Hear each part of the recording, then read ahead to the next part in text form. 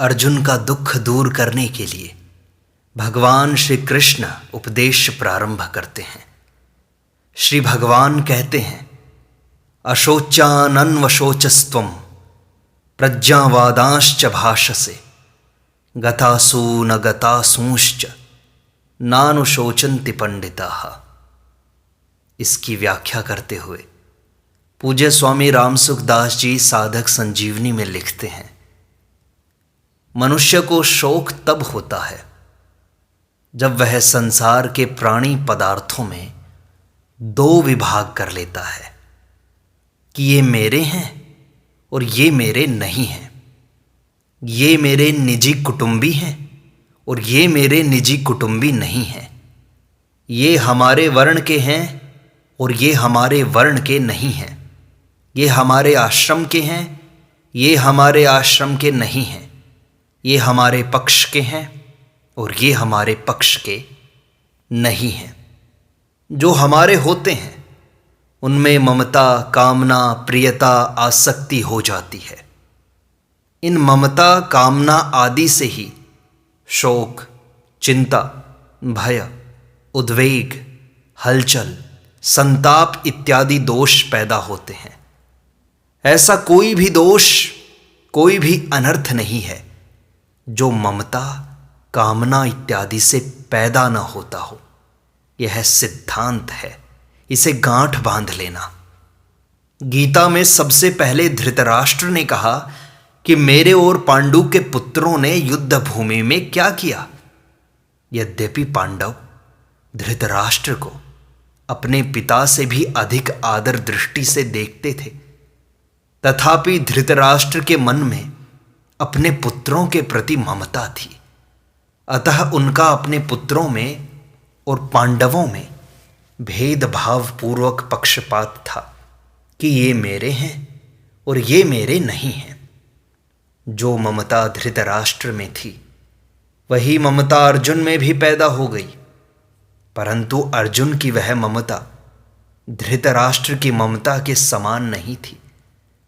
अर्जुन ने धृतराष्ट्र की तरह पक्षपात नहीं किया, अतः वे सभी को स्वजन कहते हैं और दुर्योधन आदि को भी वो स्वजन कहते हैं। तात्पर्य है कि अर्जुन की संपूर्ण कुरुवंशियों में ममता थी और उस ममता के कारण ही उनके मरने की आशंका से अर्जुन को दुख हो रहा था। इस दुख को मिटाने के लिए भगवान ने अर्जुन को गीता का उपदेश दिया है, जो दूसरे अध्याय के 11वें श्लोक से प्रारंभ होता है। इसके अंत में भगवान इसी शोक को अनुचित बताते हुए कहेंगे, तू केवल मेरा ही आश्रय ले और शोक मत कर, मां शुचः। कारण कि संसार का आश्रय लेने से ही शोक होता है और अनन्य भाव से मेरा आश्रय लेने से शोक, चिंता सब मिट जाएंगे। अशोच्यान अन्वशोचस्त्वम। संसार मात्र में दो चीजें हैं, सत और असत, शरीरी और शरीर। इन दोनों में शरीरी तो अविनाशी है।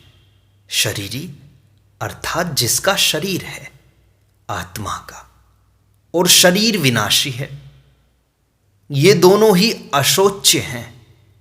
अविनाशी का भी कभी विनाश नहीं होता, इसलिए उसके लिए शोक करना बनता ही नहीं, और विनाशी का विनाश होता ही है। वह एक क्षण भी स्थायी रूप से नहीं रहता, इसलिए उसके लिए भी शोक करना नहीं बनता। तात्पर्य हुआ कि शोक करना न तो शरीरी को लेकर बन सकता है और ना ही शरीर को लेकर। शोक के होने में तो केवल मूर्खता कारण है। मनुष्य के सामने जन्मना, मरना, लाभ हानि इत्यादि के रूप में जो कुछ परिस्थिति आती है वह प्रारब्ध का अर्थात अपने लिए हुए कर्मों का ही फल है। उस अनुकूल प्रतिकूल परिस्थिति को लेकर शोक करना, सुखी दुखी होना केवल मूर्खता है।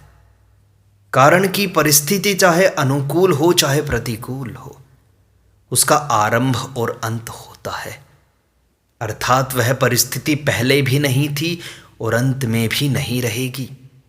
जो परिस्थिति आदि में और अंत में नहीं होती, वह बीच में एक क्षण भी स्थायी नहीं होती। अगर स्थायी होती तो वो मिटती कैसे, और मिटती है तो स्थायी कैसे हुई। ऐसी प्रतिक्षण मिटने वाली अनुकूल प्रतिकूल परिस्थिति को लेकर हर्ष शोक करना, सुखी दुखी होना केवल मूर्खता है। आगे कहा श्लोक में, प्रज्ञावादांश्च भाषसे। एक तरफ तो तू पंडिताई की बातें बघार रहा है अर्जुन, और दूसरी तरफ दुख भी कर रहा है। अतः तू केवल बातें ही बनाता है, वास्तव में तू पंडित नहीं है।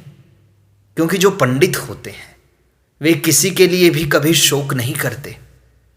कुल का नाश होने से कुल धर्म नष्ट हो जाएगा, धर्म के नष्ट होने से स्त्रियां दूषित हो जाएंगी, जिससे वर्ण संकर पैदा होगा।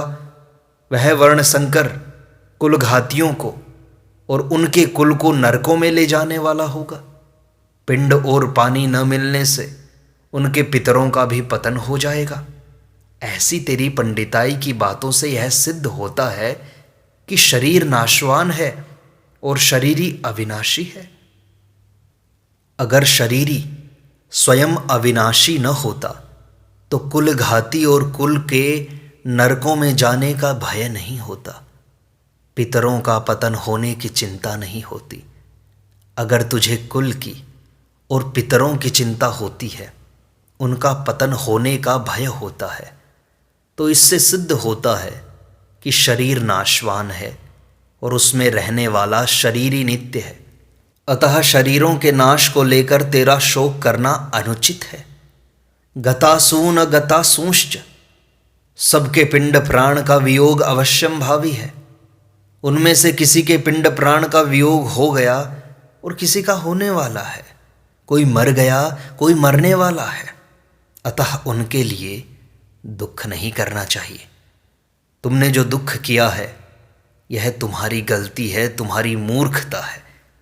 जो मर गए हैं उनके लिए शोक करना तो महान गलती है, कारण कि मरे हुए प्राणियों के लिए शोक करने से उन प्राणियों को ही दुख भोगना पड़ता है। जैसे मृतात्मा के लिए जो पिंड और जल दिया जाता है वह उसको परलोक में मिल जाता है, ऐसे ही मृतात्मा के लिए जो कफ और आंसू बहाए जाते हैं वे मृतात्मा को परवश होकर खाने पीने पड़ते हैं। जो अभी जी रहे हैं उनके लिए भी शोक नहीं करना चाहिए। उनका तो पालन पोषण करना चाहिए, प्रबंध करना चाहिए। उनकी क्या दशा होगी, उनका भरण पोषण कैसे होगा, उनकी सहायता कौन करेगा, इत्यादि चिंता शोक कभी नहीं करने चाहिए, क्योंकि चिंता से कोई लाभ नहीं है। और जो तुम ये कह रहे हो मेरे शरीर के अंग शिथिल हो रहे हैं, मुख सूख रहा है, इत्यादि विकारों के पैदा होने में मूल कारण है तुमने शरीर को अपना मान लिया है। शरीर के साथ एकता हो गई है, कारण कि शरीर के साथ एकता मानने से ही शरीर का पालन पोषण करने वालों के साथ अपनापन हो ही जाता है, और उस अपनेपन के कारण ही कुटुंबियों के मरने की आशंका से अर्जुन के मन में चिंता शोक हो रहे हैं, तथा चिंता शोक से ही अर्जुन के शरीर में उपर्युक्त विकार प्रकट हो रहे हैं। श्लोक में आगे कहा, नानो शोचंति पंडितः, सत असत विवेकवती बुद्धि जो है उसका नाम है पंडा। वह पंडा जिनकी विकसित हो गई है, अर्थात जिनको सत असत का स्पष्टतया विवेक हो गया है, वे हैं पंडित। ऐसे पंडितों में सत असत को लेकर शोक नहीं होता, क्योंकि सत को सत मानने से भी शोक नहीं होता और असत को असत मानने से भी शोक नहीं होता। स्वयं सत स्वरूप है और बदलने वाला शरीर असत स्वरूप है। असत को सत मान लेने से ही शोक होता है, अर्थात ये शरीर आदि ऐसे ही बने रहें, मरे नहीं, इस बात को लेकर ही शोक होता है। सत को लेकर कभी चिंता शोक होते ही नहीं। जो वस्तु अपनी न हो उसको अपना मान लेना, और जो वस्तु वास्तव में अपनी हो उसको अपना न मानना, ये सबसे बड़ी भूल है। अपनी वस्तु वही हो सकती है जो हमारे साथ रहे और हम सदा उसके साथ रहें। शरीर एक क्षण भी हमारे साथ नहीं रहता और परमात्मा निरंतर हमारे साथ रहते हैं, कारण कि शरीर की सजातीयता संसार के साथ है और हमारी अर्थात आत्मा की सजातीयता परमात्मा के साथ है। इसलिए शरीर को अपना मानना और परमात्मा को अपना न मानना सबसे बड़ी भूल है। इस भूल को मिटाने के लिए भगवान गीता में सबसे पहले शरीर और शरीरी के भेद का वर्णन करते हैं और साधक को उद्बोधन करते हैं कि जिसकी मृत्यु होती है वह तुम नहीं हो, अर्थात तुम शरीर नहीं हो, तुम जानने वाले हो। शरीर तो जानने में आने वाला है। तुम सर्वदेशीय हो, शरीर एक देशीय है। तुम चिन्मय लोक के निवासी हो, शरीर जड़ संसार का निवासी है। तुम मुझ परमात्मा के अंश हो, शरीर प्रकृति का अंश है। तुम निरंतर अमरता में रहते हो, शरीर निरंतर मृत्यु में रहता है। शरीर की क्षति से तुम्हारी किंचित भी क्षति नहीं होती, अतः शरीर को लेकर तुम्हें शोक, चिंता, भय आदि नहीं होने चाहिए। शरीरी किसी शरीर से लिप्त नहीं है, इसलिए उसको सर्वव्यापी कहा गया है। तात्पर्य हुआ कि साधक का स्वरूप सत्ता मात्र है, इसलिए भगवान ने उसको अव्यक्त भी कहा है। शरीर प्रतिक्षण नष्ट होने वाला और असत है। असत की सत्ता विद्यमान नहीं है, ना सतो विद्यते भावः। जिसकी सत्ता विद्यमान नहीं है, ऐसे असत शरीर को लेकर साधक शरीरी कैसे हो सकता है। इसलिए साधक शरीर भी नहीं है और शरीरी भी नहीं है, परंतु इस प्रकरण में भगवान ने साधकों को समझाने की दृष्टि से उस सत्ता मात्र स्वरूप को शरीरी नाम से कहा है। शरीरी कहने का तात्पर्य यही बताना है कि तुम शरीर नहीं हो। बस जिस समय हम शरीर और शरीरी का विचार करते हैं उस समय भी शरीर और शरीरी वैसे ही हैं, और जिस समय विचार नहीं करते उस समय भी वे वैसे ही हैं। विचार करने से वस्तु स्थिति में कोई फर्क नहीं पड़ता, पर साधक का मोह मिट जाता है, उसका मनुष्य जन्म सफल हो जाता है। मनुष्य शरीर विवेक प्रधान है, अतः मैं शरीर नहीं हूं, यह विवेक मनुष्य शरीर में ही हो सकता है। शरीर को मैं मेरा मानना मनुष्य बुद्धि नहीं है, प्रत्युत पशु बुद्धि है।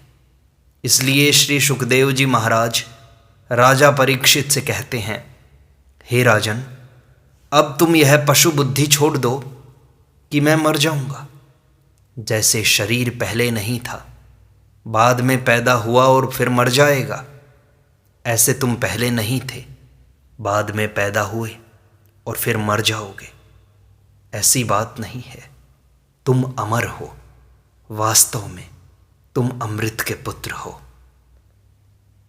अगर इस श्लोक में कही हुई बात हम समझ जाएं, तो हमारा सारा मोह, सारी चिंता, सारा दुख नष्ट हो जाएगा और हम अपने मनुष्य जीवन को सफल बना सकेंगे। शेष अगले अंक में।